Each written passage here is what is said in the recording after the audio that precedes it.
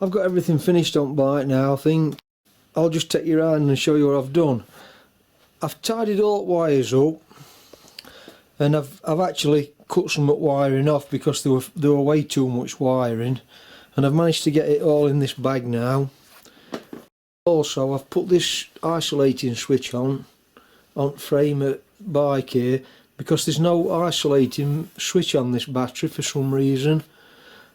So I've put that isolator on, and I've also put this watt meter on.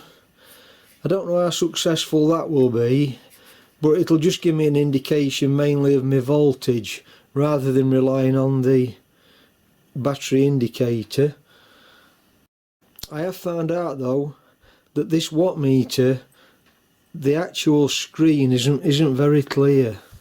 It's got white letters on it, and when them letters are spinning round and changing voltage and amperage and wattage, it's a bit difficult to see them.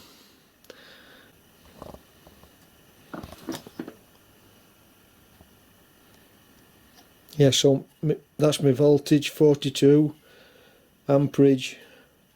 This tells you your amp hours and your watt hours. And this one tells you the watts that you're using.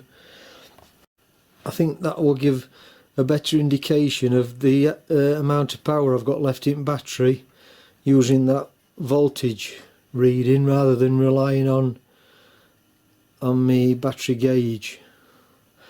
And then I've got this on off switch here which takes my speed up from the controller from well, apparently it should be maximum of 15 mile an hour, and that increases it to the maximum what the controller will do.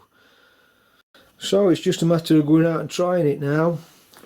Everything's ready and completed now, so as soon as weather picks up I'll go and give it a run.